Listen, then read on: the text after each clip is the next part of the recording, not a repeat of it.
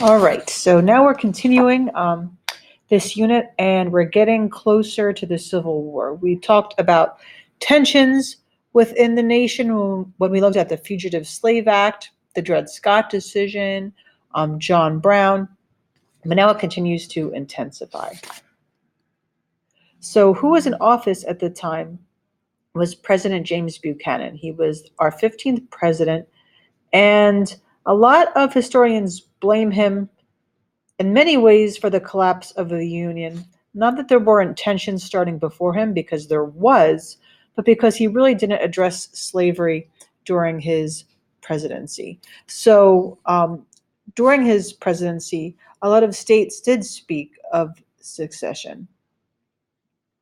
And then we have Lincoln's election in 1860, where the ideas become more than just words and ideas, but they really become more of action. So for Buchanan's inauguration, it was March 4th, 1857. A little trivia fact, it's considered to be the first one known to have been photographed, as you see here. His address to the nation was pretty long, and it was in favor of popular sovereignty, which is basically the people of whatever state or territory can decide whether they want to be free or they want to be slave, which seemed like a popular idea for a long time. And then Lincoln really showed how popular sovereignty shouldn't be the deciding factor when popular sovereignty can violate civil rights. During this inauguration, he was also sworn in by Chief Justice Taney. You remember where we heard about him already. He was the Chief Justice of the Supreme Court during the Dred Scott case. Now, he spoke in private for a few minutes at this inauguration with the Chief Justice. The decision from Dred Scott happened 2 days after the inauguration, which led some to believe that he spoke with Taney and really illegally consulted him and swayed him in how he should decide. So that's a controversy that still hangs in our history. Let's compare this with Lincoln's inauguration. This is March 4th of 1861. The attack, which we'll learn about in Fort Sumter, happened just about a month later on April 12th. He was also sworn in by Chief Justice Taney. And his inauguration address is very famous, and hopefully we'll get to read that later. Now, the election of 1860, really important. The red areas were the ones that voted for Lincoln. He was the Republican running, but he was not the only person running. There was turmoil within the Democrat Party at this time, so they basically split into Southern Democrats who voted for Douglas, and his name was,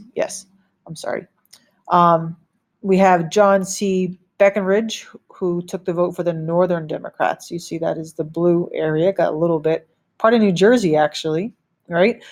And you have the Constitutional Union Party, which you don't hear much of, but they voted for John Bell. And you see they actually got a lot of that border area, who were sort of probably feared the war more than some of the other areas because they were so close to both sides. So Lincoln wins with an electoral vote of 180 to 123. And you sort of have that first not my president movement. When you look at the South and they're like, none of us voted for him, right? So Lincoln's election prompted Southern states to leave, starting with a convention in South Carolina, which I'll get to here, where it unanimously decided to leave the Union on December 20th of 1860.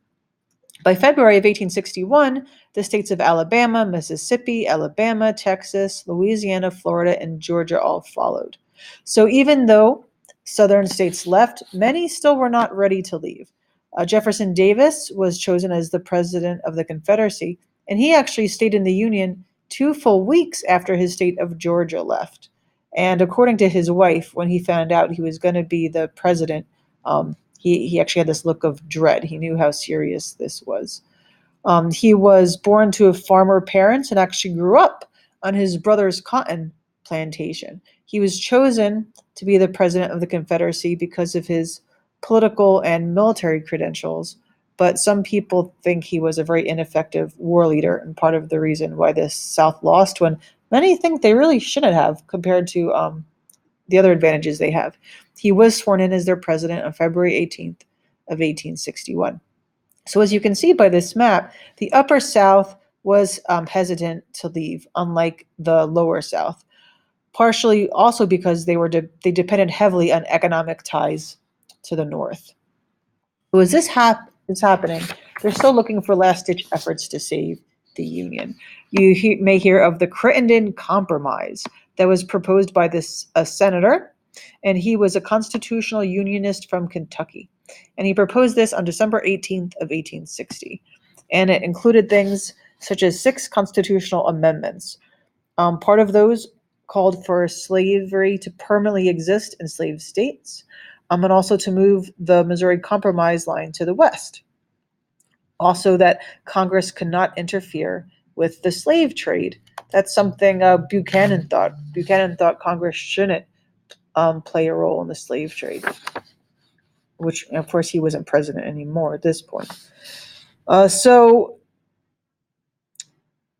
the Republicans did not like this. They did not want to introduce slavery in this free soil areas, but it did have lots of Southern support. And, oops. So when I say he wasn't president in 1860, I was wrong. He wasn't president yet, but he's about to be sworn in shortly. So I just want to correct that mistake.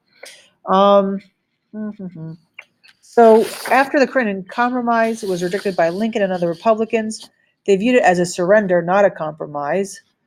Such it called for the abandonment of the foundation of their party, which was free soil. So now we have the firing of Fort Sumter. One thing Lincoln did do in his inaugural address was to pledge to defend all government territories inside Confederate states. So upon trying to secure the fort, the Confederacy began to bomb it on April 12, 1861, and the bombing lasted for 34 hours straight. Lincoln claimed that it was an insurrection, and the lower South calls for militia from loyal states to defend it. Now 4 more states leave the Union. So basically, the Civil War is underway by this point. I did want to share with you, because we really haven't gotten to this yet when we did the things like the Fugitive Slave Act and the Dred Scott case, we really need to note Uncle Tom's Cabin. This book was written by Harriet Beecher Stowe, a Connecticut teacher and an author from a pretty famous family. This was the best-selling novel of the 19th century and was actually the second best-selling book of the 19th century. You might imagine that the only book that sold more copies in the 1800s was the Bible. It stirred deep feelings and prompted Northerners and Europeans to regard all slave owners as really cruel and inhuman.